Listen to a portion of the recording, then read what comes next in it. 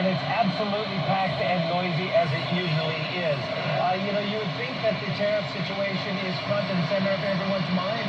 Well, it is when I raise it in interviews, obviously, but I think a lot of people here are focusing on the advancements in technology in self-driving, but we're not really allowed to call it self-driving anymore. It's more advanced driver assistance. And those kind of cockpit advancements are on the display everywhere. This massive complex here on the outskirts of the city of Shanghai.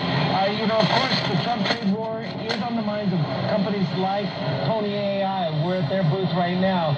They do robo-taxis, and they've just announced today their 7th generation of their robo-taxis with partners including Volkswagen, but also Beijing Auto and Guangzhou Auto. And that's rolling out soon. I had a conversation with the co-founder and CEO, James Peng. This is what he had to say about why they're focusing more on China right now because of the external situation. Yeah, I think from the launch markets, we're a bit affected. As of now, I think China has the strong demand from the voters, and strong support from the regulatory front. That's why we're focusing in China market for now. Although we definitely have some international markets expansion as well in South Korea, in Luxembourg, in the Middle East, Singapore, and whatnot.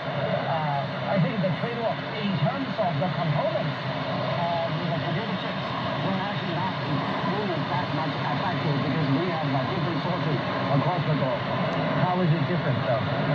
Because most of the components are not really manufactured in the U.S. per se. They're actually also the global, and we're trying to have different suppliers and partners on different markets so that we can have insured supply chain. How has the overall trade friction, though, impacted your ability to sign new partners and new customers, new automobiles that want to use your technology? I think the effect is rather limited. The effect is not really that big for us because we are focusing on the non-US market for now.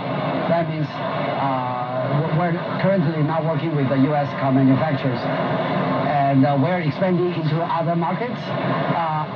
As Steve, you mentioned, I think the trade war will affect us maybe in the long run, but at present, I think our business, our R&D, our development are really not affected. What's your next priority market to go into? I think it's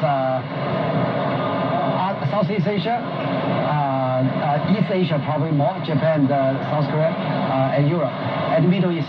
Those are the three main regions. The Ministry of Industry and Information Technology out with new guidelines and regulations to kind of increase scrutiny on autonomy and self-driving. They don't want car makers to call it self-driving. They want driver assistance because, again, there was the Xiaomi fatal crash, which kind of raised the safety issue. How is that going to impact you with your robo-taxi services and fleets?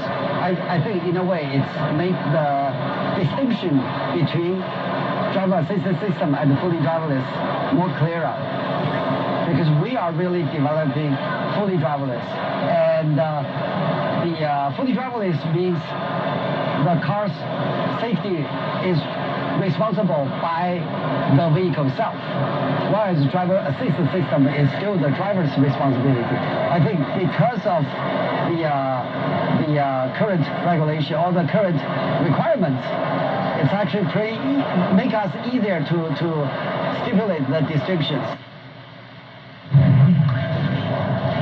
Steve, we're also following a Bloomberg scoop that Xiaomi is delaying its first SUV after a fatal accident involving its top electric car. What more do we know about this?